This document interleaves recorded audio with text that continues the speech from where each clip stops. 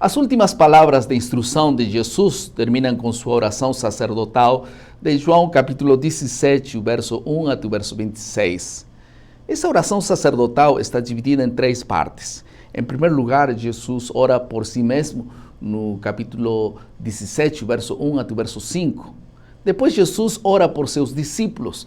Isso está nos versos 6 até o verso 19. E finalmente Jesus ora por aqueles que mais tarde acreditariam nele, João 17, 20 até o verso 26.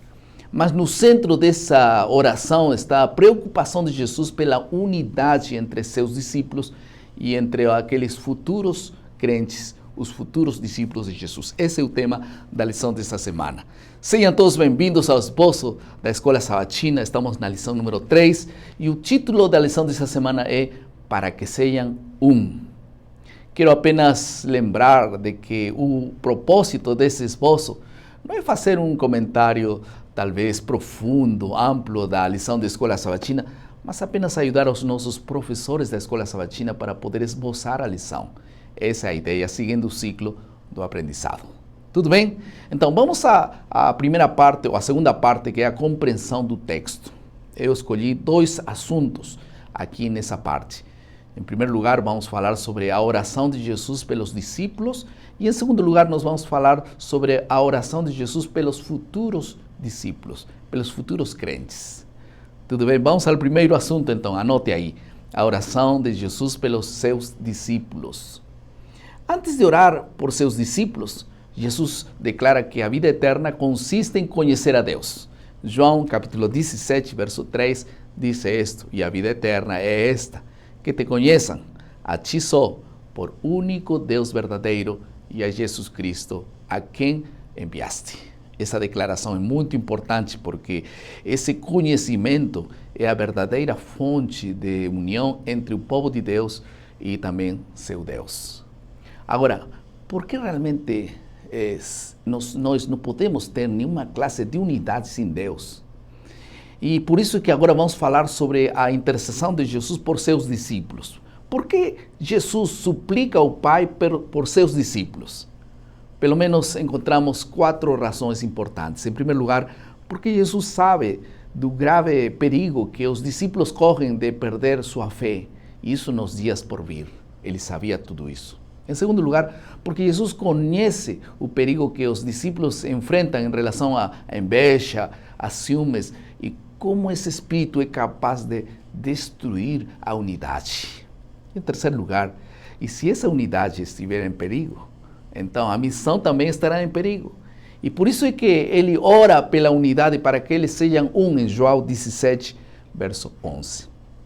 Além de tudo isso, Jesus reconhece que para um serviço eficaz é necessário a consagração deles na verdade.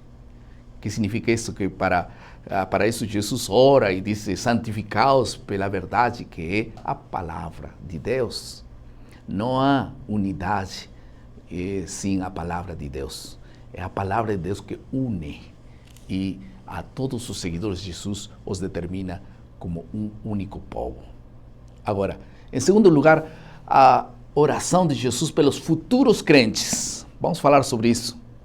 Depois que Jesus orou por seus discípulos, ele entendeu sua oração e la estendeu para outros crentes. João 17, 20, 21 diz que rogo também por aqueles que crerão em mim, disse Jesus. Podemos entender que esses futuros crentes são todos os remanescentes em todas as épocas. E nesse tempo nós temos um remanescente e vivemos em um mundo de divisão e conflito. E poucas comunidades de fé são poupadas dessa ameaça de divisão e também de desunião. Assim, um grande desafio, de acordo com João capítulo 17, verso 21, é que essa unidade seja de natureza visível.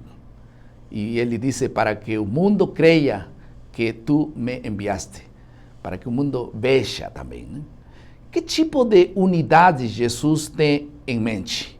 Para muitas pessoas, essa unidade de cristãos é apenas administrativa, ou seja, a unidade de denominações que se juntam. No entanto, a unidade a que Jesus se refere aqui não é administrativa, no sentido que todos devem ser agrupados na mesma denominação.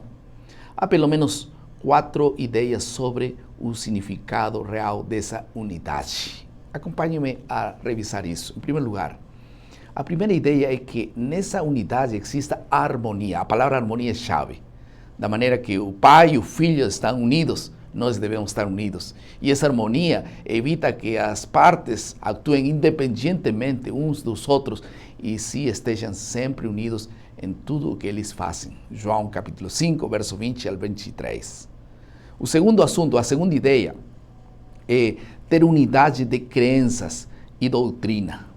Jesus insistiu que seus ensinamentos estavam em harmonia com a vontade do Pai. Ele dizia: a minha doutrina não é a minha doutrina, disse ele, mas daquele que me enviou. João 7,16. A terceira ideia é ter unidade de propósito. Eles tinham o mesmo propósito, os discípulos tinham o mesmo propósito. E João 6, 38 e 40 diz que eu desci do céu não para fazer minha vontade, mas a vontade daquele que me enviou. Isso falou Jesus. E a quarta ideia é uma ideia de unidade baseada no amor. Todos saberão que são meus discípulos, diz a Bíblia, se vocês se amam uns aos outros. João 13, verso 35. Em resumo, tudo isso, uma unidade baseada na harmonia, uma unidade que é forte nas crenças e uma unidade unida e com propósitos claros. E, em quarto lugar, uma unidade baseada no amor. Eu gostaria de concluir com com um comentário claro sobre este assunto. Os adventistas do sétimo dia frequentemente entendem que a oração de Jesus de João capítulo 17 se aplica diretamente à unidade dentro de sua igreja. Por outro lado, em João capítulo 10, Jesus revela que ele é o bom pastor e que suas ovelhas conhecerão sua voz. E então ele completa este texto dizendo que ainda tenho outras ovelhas que não são desse aprisco. Também me convém agregá-las, né? E elas ouvirão minha voz, diz, e haverá um rebanho e um pastor. João 10, 16. A ideia da metáfora é do externo para o interno. Eles vão ouvir a minha voz e eles virão para formar um só rebanho, diz a Bíblia. Nesse sentido, a visão do ecumenismo é completamente diferente.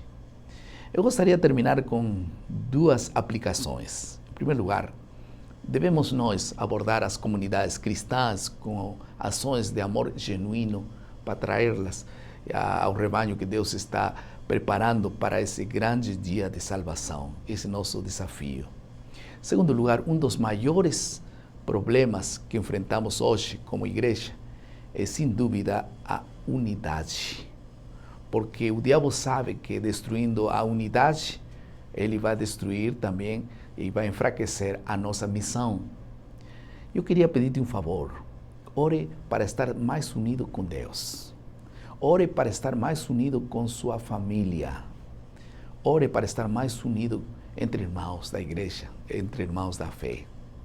E tudo isso para melhorar o cumprimento da missão e levar essa mensagem eterna ao mundo inteiro. Eles estão precisando muito ouvir a mensagem de salvação. Vamos orar. Querido Pai, muito obrigado por tua palavra. Abençoa, Senhor, aquelas pessoas que por alguma razão estão com sua união quebrada. Une-nos em tua palavra, em teu nome, para cumprir melhor a missão. Em nome de Jesus. Amém. Muito obrigado por estar conosco mais uma vez. E lembre-nos o lema: maná, cada dia, cada manhã é alimento para a vida. Que Deus te abençoe.